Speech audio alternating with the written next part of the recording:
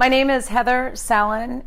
I am from Reno, Nevada, and I'm a survivor of the Route 91 Las Vegas mass shooting. And I'm here in Washington, D.C. right now, and we're talking about what we went through. And because of the experience that I've had, I literally remember waking up the day after it happened. Not that I slept much. And I remember realizing that moment that I had two choices, that I was going to shrink up into the smallest ball and keep my world completely invisible and it was going to go away. Or I had to do something that was going to make the world a little bit safer and better for me to live in it. And I want to be clear that it's not like I woke up and I'm like, I'm going to do something. But I knew that I could not do nothing. And it's taken me months of the numbness and just the shock of what I went through to try to figure out what that path was going to be for me. And I found that that path was going to be starting a chapter of the Brady campaign in my city and my state. And so that's my plan of action. I was working at Route 91. I have a company where I make cowboy boot products and I make leather products and I make things for the cowboy worlds and the Western worlds, not cowboy. And I do really big festivals around the country. And Route 91, this is my fourth year that I was doing Route 91, and it was one of my favorite festivals that I did.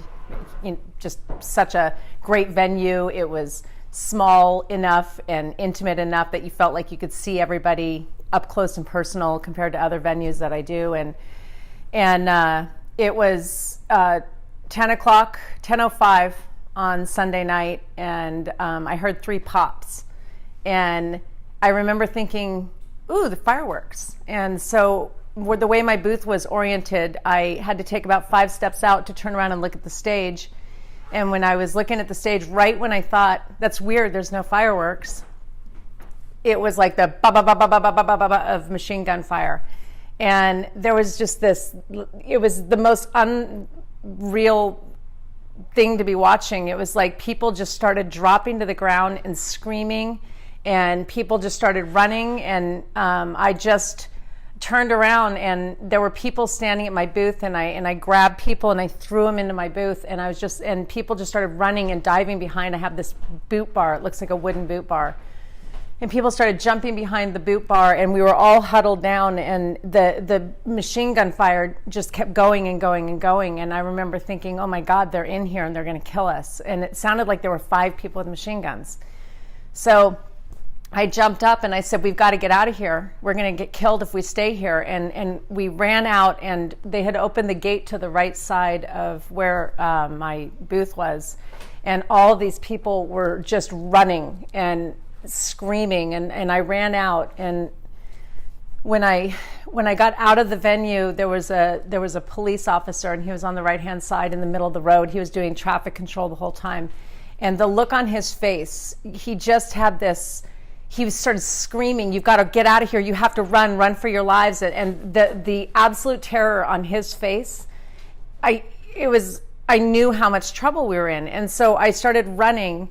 And I got across the street, and as I was running, it was like the bullet just went right by my head. And I remember thinking, oh my God, they're out here too. And so it was like it was that sense that I thought we were surrounded by people and that they were going to kill us, and I didn't know where to go. And I was by myself, and I peeled to the right where people were, because I thought if I'm with people, maybe I won't get shot first.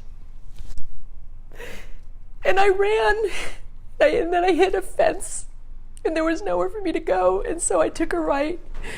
And I just started running, and the bullets were like hitting things around us, and they were hitting cars, and it was ricocheting, and I couldn't understand where it was coming from because I was out of the venue, and there were bullets everywhere, and there were people. And so there was a garbage dumpster, and I jumped into the dumpster, and then I was in there, and I could hear the bullets hitting the dumpster, and people were jumping in. And then I thought, we're fish in a fishbowl, and they're going to kill us. And so I decided I had to get out of the dumpster. So I jumped back out of the dumpster, and then I kept running and following this fence line. And I ended up running down a road. And as I was running down the road, I didn't have my phone. I left my phone, and I left everything in my booth. And I just looked at these people and said, I have to call my family because I didn't know if I was going to die. And these women gave me their phone, and I was running, and I called my son, and I just said, Max, there's something really serious happening, and I don't know what's going on, and you have to turn on the TV, and I think I'm okay. And he could hear the machine guns in the background, and I'm like, you've got to wake your dad up, and this is really serious. And I didn't know if I was calling him to say goodbye, and I didn't know if I was calling him to tell him I was okay, but I didn't know if I was going to live. Because wherever I was running, I thought I was going to run into people with machine guns and they were going to kill me. And so I ended up running to the end of this road, and right in front of me was the fence to the McCarran Airport. And there were two big hangars on either side of me. And I'm like, oh my God, this is it. And I'm stuck. And then these three men kicked in a door to an airplane hangar, and I ran through it. And then I ran straight out onto the runway because I couldn't be inside. Every time I thought that I was going to be in something, I thought they're going to come and kill me. And so I ran out onto the runway, and I just started running north, and I kept staying outside of airplanes, and I kept staying outside of, and I just knew that I had to stay with as much protection as I could because I didn't know where the shooting was coming from. And while I was running on the runway is when my recollection is that's about when the shooting stopped. And so then when we were going, that's when all the Twitter feeds of people around us started popping up, and they said, there's an active shooter at Mandalay Bay, there's an active shooter at New York, there's an active shooter at, they just kept naming hotels, and so I was like, they're everywhere, that Las Vegas is under siege and we're going to die. And so I ended up in a private airplane terminal, and they had barricaded off the airport. And, I had lost my friend that I was with, like right after we ran out.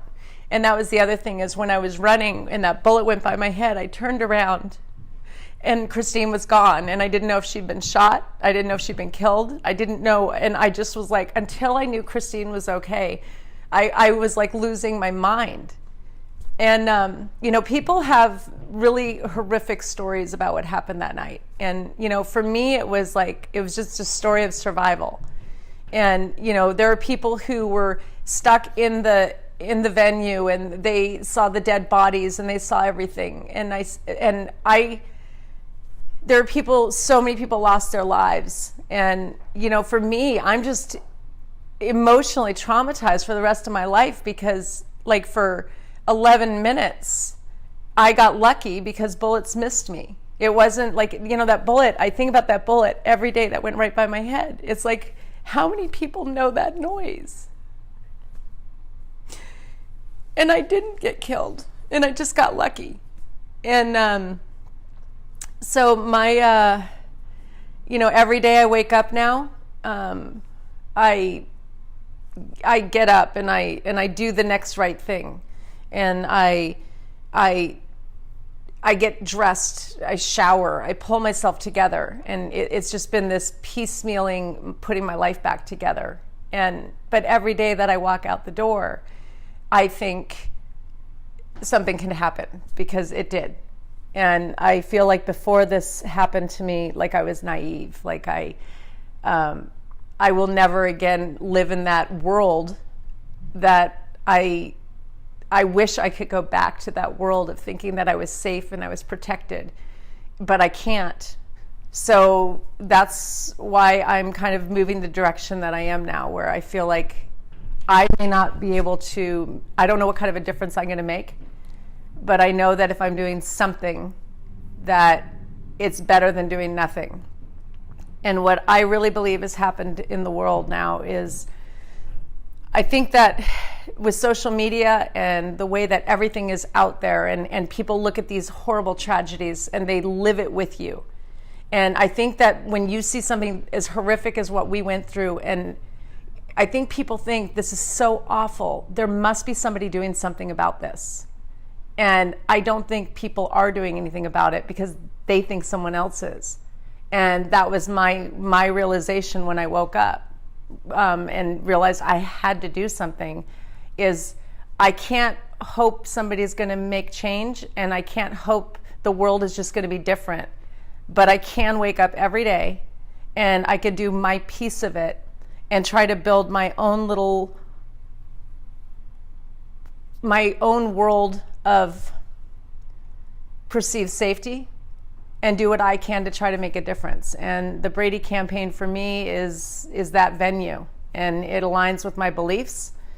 And it is, for me, it's a sort of salvation for me to have something that I can put my energy into that maybe can make the world be a little bit safer, my world.